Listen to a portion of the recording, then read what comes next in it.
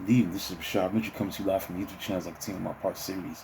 The week that was college football history reviewed 1972 college football season. I'll be concluding the regular season of college football 1972. Talking about the games that were played between November 23rd and November 25th in 1972 and December 2nd, 1972. Let's get into it. On Thanksgiving, number 4 Oklahoma beat number 5 Nebraska in about two top 5 teams, 17-14. The Sooners roared back from a 14-0 deficit by using passing attack of all things.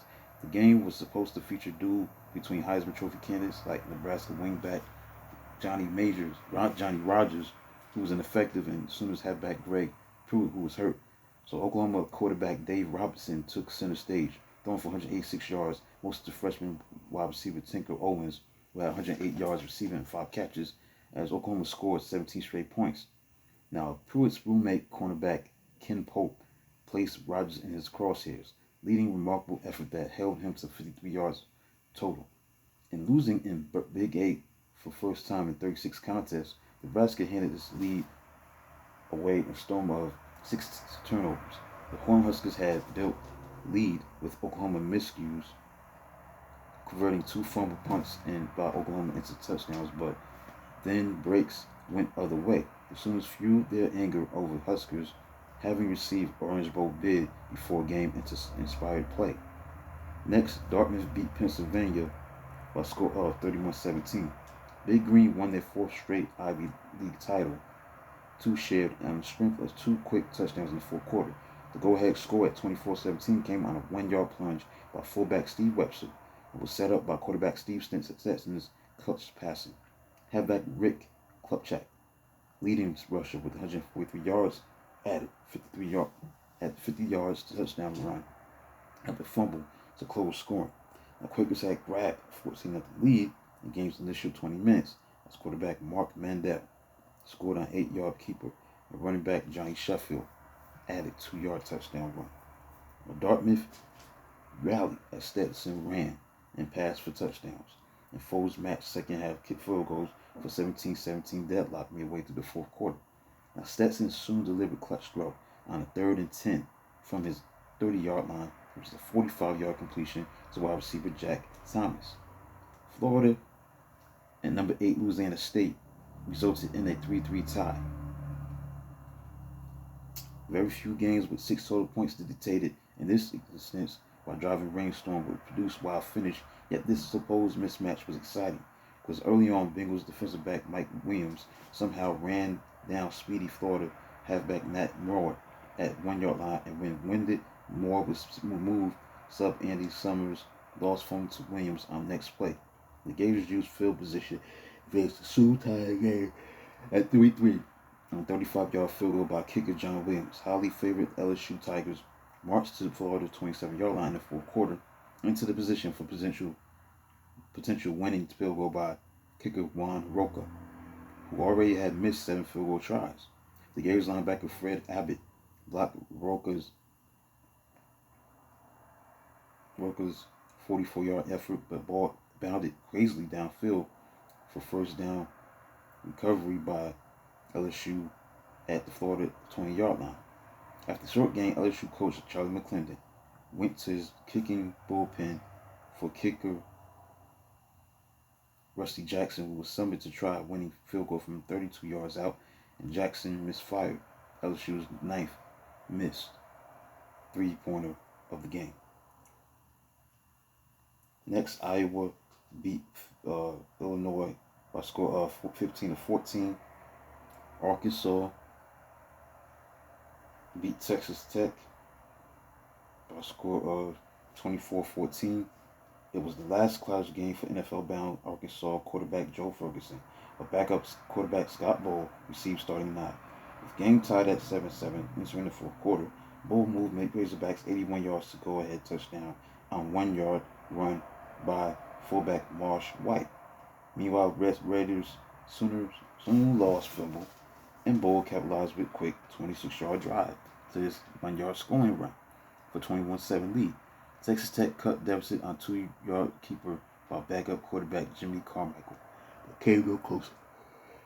Tailback Dickie Morton rushed for 135 yards to lead Hogs while tailback George Smith led Red Raiders with 101 yards on ground.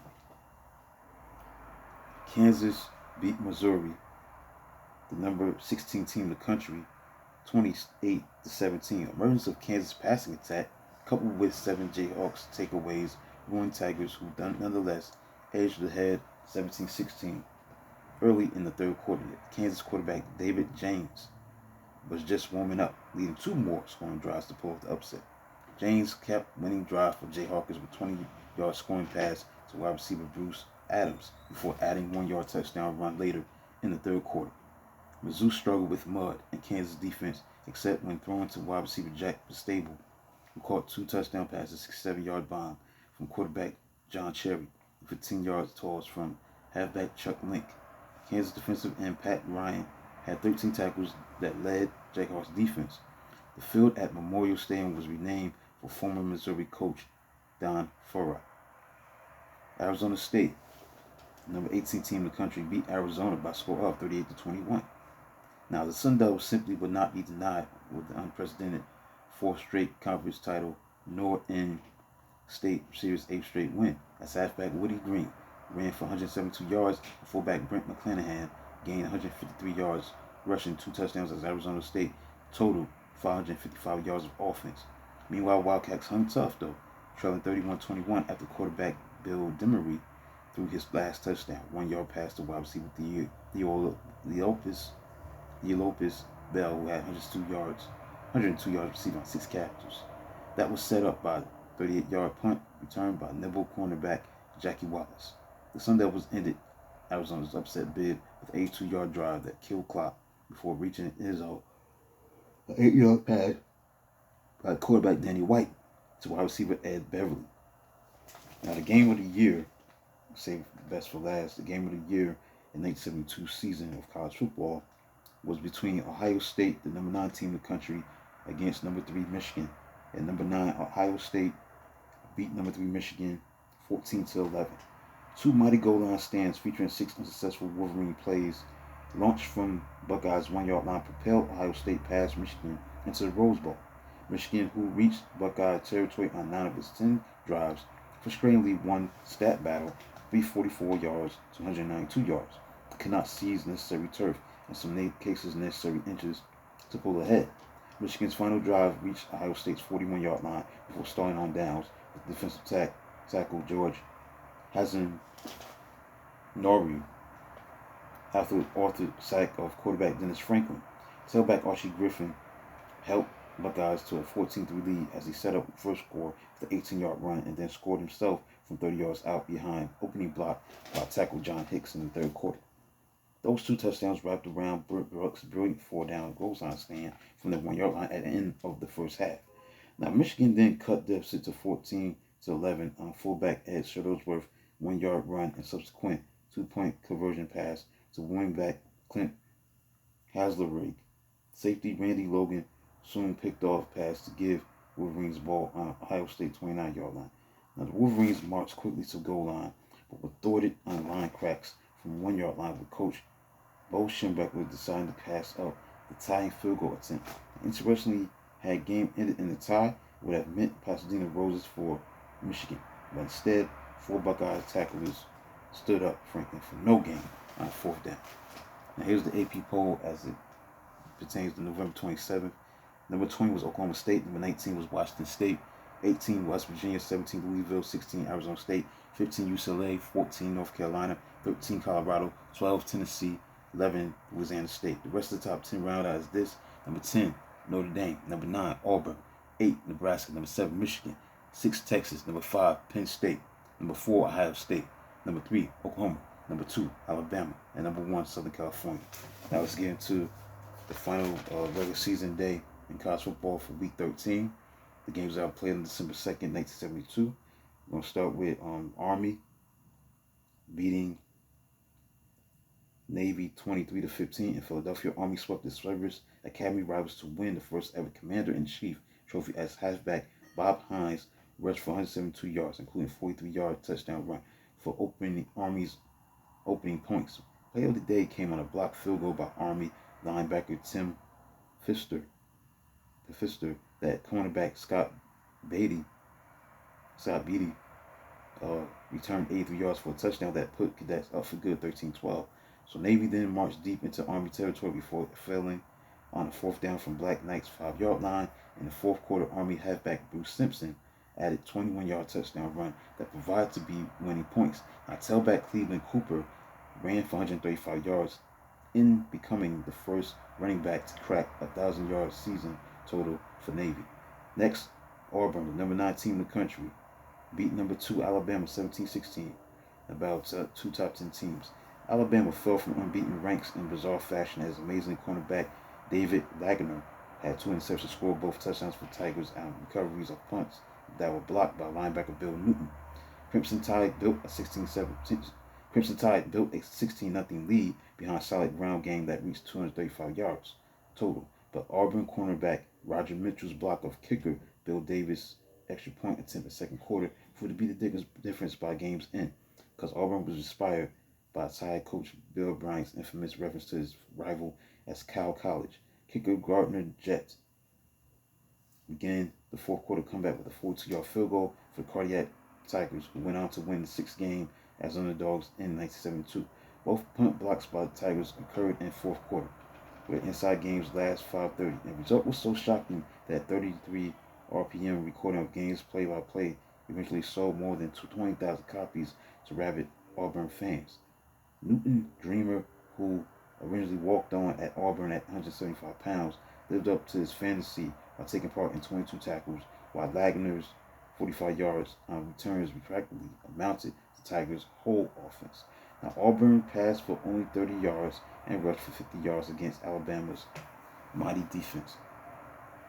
Next, Georgia beat Georgia Tech by a score of 27-7. Oklahoma, the number 3 team in the country, beat Oklahoma State, number 20 team in the country, 38-15. Sooners buried in-state rivals to claim the Big 8 title. Quarterback Dave Robinson threw 2 first-quarter touchdowns, including a 68-yard touchdown pass to tight end Al Chandler. And freshman halfback Joe Washington rushed for first of his 2 touchdowns as Oklahoma built a 24-0 halftime lead. Oklahoma notched 519 yards of offense, but upped its staggering season fumble total to 51, losing 2 on this day. The Cowboys had 206 yards rushing, with most damage inflicted after the verdict was sealed. Oklahoma State quarterback Brent Blackman hustled for 3 yards and 24-yard touchdown runs. And finally, number 1 Southern California beat number 10 Notre Dame, about 2 top 10 teams, by a score of 45-23. Tailback Anthony Davis built his reputation as Irish Poison by playing one-man wrecking crew for Trojans. Davis scored 6 touchdowns, twice on kickoff returns, exceeding 90 yards to have game for the ages. Davis' second scoring return, 96-yard effort, helped break open close 25-23 contest late in the third quarter.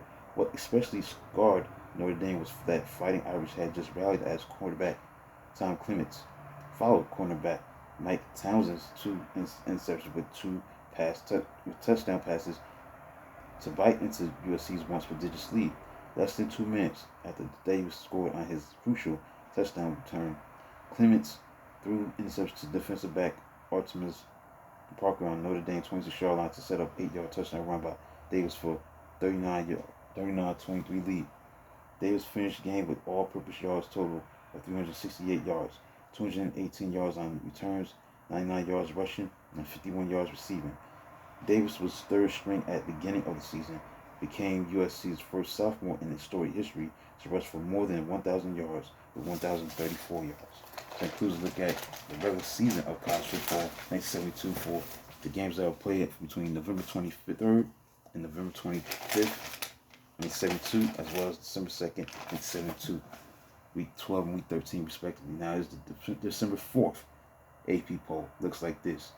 Number 20 was Purdue, number 19 Washington State, 18 was West Virginia, 17 Louisville, 16 North Carolina, 15 Arizona State, 14 UCLA, 13 Colorado, 12 Notre Dame, 11 Tennessee. The rest of the top 10 round out is this. Number 10 Louisiana State, 9 Nebraska, 8 Michigan, 7 Texas, 6 Auburn, 5 Auburn, Penn State, number 4 Alabama, 3 Ohio State. Number 2, Oklahoma. And number 1, Southern California. So includes that poll. Look at that. The conference standings look like this. Dartmouth won the Ivy League with a 5-1-1 record. North Carolina was undefeated with a 6-0 record. Won the ACC. North Carolina. Southeastern Conference went to Alabama with a 7-1 record. East Carolina won the Southern Conference with a 6-0 record. The Big Ten was a tie between Michigan and Ohio State, 7-1. Mid-American Conference was 4-1. Kent State. Oklahoma 6-1 in the Big 8 Conference. They finished first. There was a tie, three-way tie between for the Missouri Valley Conference title. Louisville, Drake, and West Texas State 4-1. Southwest Conference went to Texas with a 7-0 record. The Western Athletic Conference went to Arizona State with a 5-1 record. The Pacific 8 Conference went to Southern California with a 7-0 record. And the Pacific Coast Athletic Conference went to San Diego State with a 4-0 record. So that includes a look at the week that was college football history in review. The 1972 college football season, the games that were played between November 23rd to November 25th, 1972, and December 2nd, 1972, week number 12 and week number 13, respectively. Conclusion of the regular season of college football 1972. Please like and subscribe to the channel. I do reveal this magnitude tomorrow. I'll be recapping the games that were played during the 1972 bowl season with the bowl games. And that'll be it for the season of college football 1972. Go over other things, much more outside the bowl games. Finish up the 1972 college football season, and then move on to 1973 college football season on Saturday. Please like and subscribe and comment on the channel. Do a video of magnitude tomorrow. Until then, talk to you soon.